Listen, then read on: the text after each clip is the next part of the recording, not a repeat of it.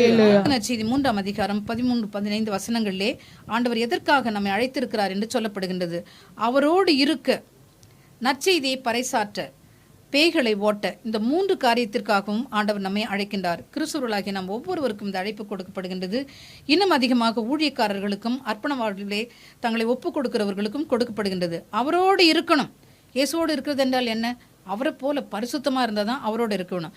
அவருடைய உறவு, அவருடைய ஐக்கியம், இறை அனுபவம், இயேசுனுடைய மனநிலை நம்முடையதாக மாற வேண்டும்.